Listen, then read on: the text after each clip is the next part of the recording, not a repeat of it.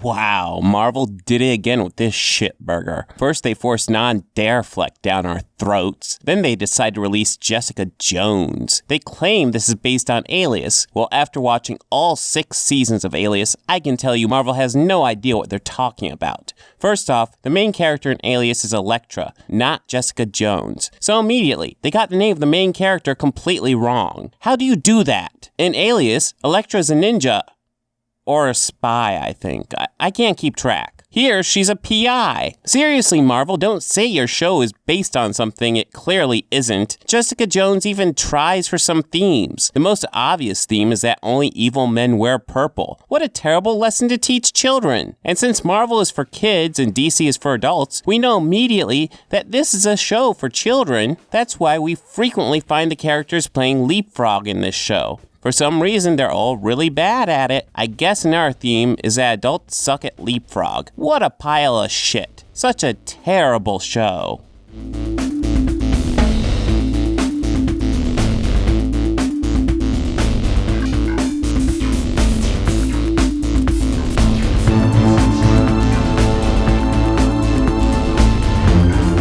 I just had to do the fake out beginning again. For one, Daredevil vs. Daredevil is one of my most popular videos, so it makes sense to repeat the formula. And for another, the first story arc of Alias has a theme about assumptions. I'm not certain if it's intentional or not, but for the most part, the assumptions in the arc are wrong. A man assumes his wife is cheating on him. She's actually a mutant. We see a cop assume Jessica is guilty of a crime. She's innocent. Jessica is able to solve the case because she stays free of assumptions and just looks at the facts. Yet she makes the biggest assumption of the entire series. She assumes that because she took off her costume and stopped using a superhero name, that she was no longer a hero. The TV series shares much in common with the comic book Alias. Alias is about a woman named Jessica Jones who tried her hand at being a superhero before a traumatic event causes her to quit superheroing and be a private eye. She has sex, but not for an emotional connection as much as for any connection. In her words, it's because she wants to feel something. After many cases and a relationship with Scott Lang, aka Ant-Man, she eventually finds herself face to face with the man who destroyed her superhero life, the Purple Man, aka Zebediah Killgrave. His commands fill a person with a desire to see what he says done. So, if he commands you to kill a person, you end up wanting to kill that person so severely that you kill them. What this does is give Killgrave's victims an intense amount of guilt over what they did under his control. It doesn't matter that he forced them to do it, because the victims felt an intense desire to do the terrible deed he commanded. They blame themselves for the actions that he commands them to do.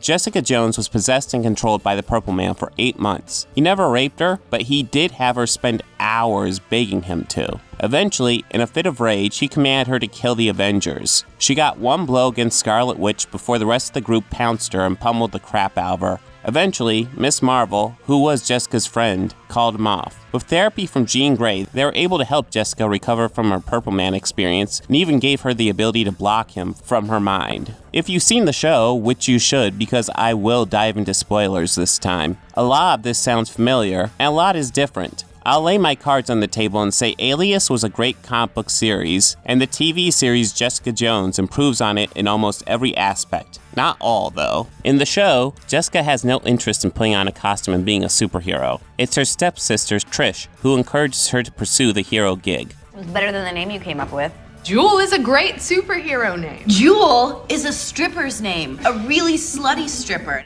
However, in the comic book, Jessica does this of her own accord. She's a superhero indistinguishable from any of the other costumed heroes, which makes her fall that much greater. The show gives us a Jessica before and after her Killgrave experience who have very similar personalities. In fact, Killgrave gets her on a dark street in a setting very similar to where a lot of the show takes place. I think the show would have been improved upon and linked to the MCU better if we see Jessica in full costume helping save people during the Battle of New York. The scene would have been shot just like it would have been in The Avengers, and it would have helped give a clear distinction between her superhero life and her PI life. Killgrave gets her in the midst of saving people, just like in the comic book. The setting also has the added bonus of being during the daytime. to add another contrast to Jessica's frequent nightlife. The comic book handles the sharp contrast of her life before and after Kilgrave much better, and it even goes to the point of having different artists handle her past and future life. I also felt like they never properly explained Kilgrave's power in the show. They pretty much just refer to it as control, but what he does is far worse than that. And while the show treats it like it was explained in the comic book, they simply call it control, which is an oversimplistic description of his effect on the characters.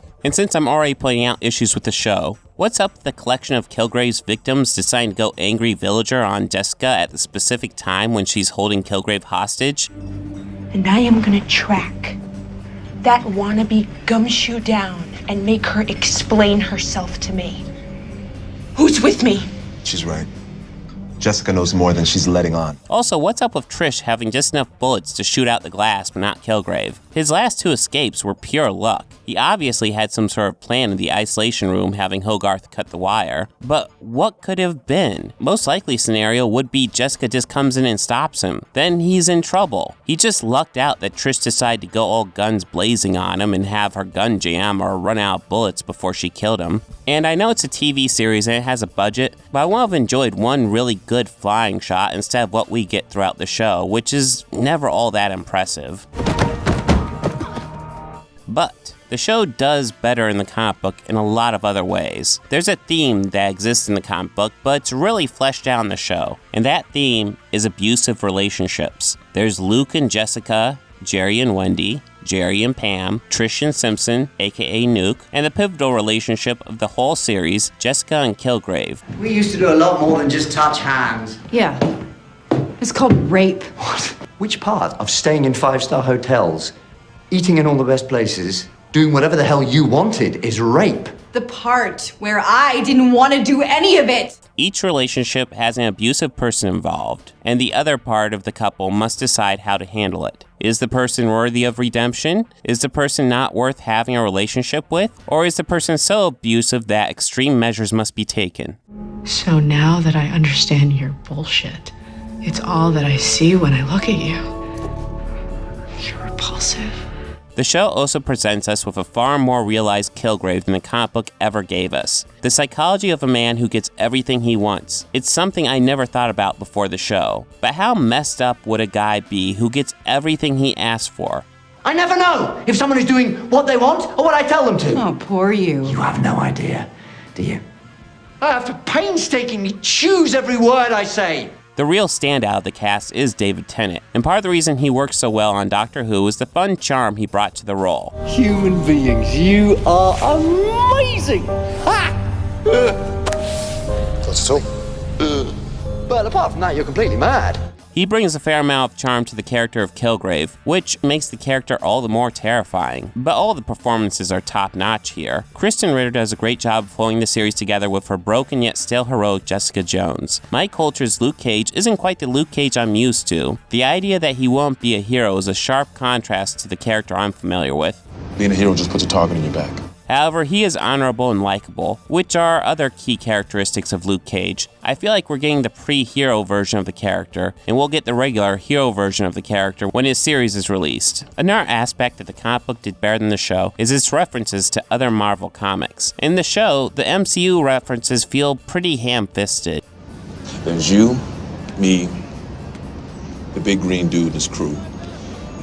You think there's more of our kind out there?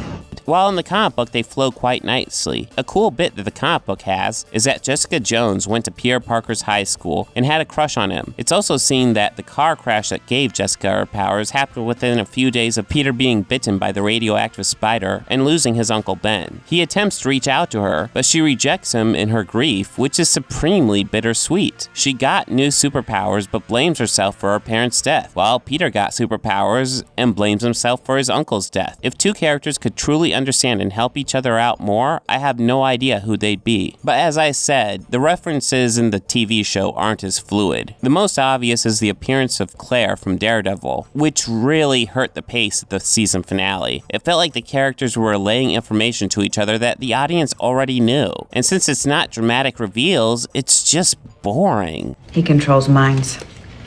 You're joking. Kilgrave had control of Luke. He had him calling in with updates on me. Have a friend like you and Luke. Bleeding and unconscious? Yeah, actually, more often than not. He makes life hard for bad guys. How's he so sure he's the good guy? He isn't. Questions every move he makes, every thought he has. The big question is, how does this series compare to Daredevil from earlier this year? And honestly, they're really close. I felt Jessica Jones had more weak parts, and even some episodes that kinda dragged, whereas Daredevil flowed much more evenly. However, Jessica Jones also shot higher than Daredevil. Daredevil was about the value of a vigilante and how far a vigilante should go to preserve justice. A fascinating topic that the series handles very well, but it's a really on-the-nose theme for such a series. Jessica Jones goes for a theme that people who don't put on costumes and fight crime may actually have to deal with: abusive and dysfunctional relationships. Just the main dysfunctional relationship involves two superpowered characters. In fact, their superpowers are directly responsible for the existence of their terrible relationship. And I would be remiss if I didn't also mention that while the fight scenes in Jessica Jones are very good, the fight scenes in Daredevil were just epic. Overall, Daredevil is more consistent, but when Jessica Jones is good, it really knocks it out of the park. Between the two, I have to say Season 1 Jessica Jones just barely edges out Season 1 Daredevil in quality. However, they are both great series and show Marvel's dedication to making fantastic television shows. No live-action comic book television show comes close to being as awesome as these two series.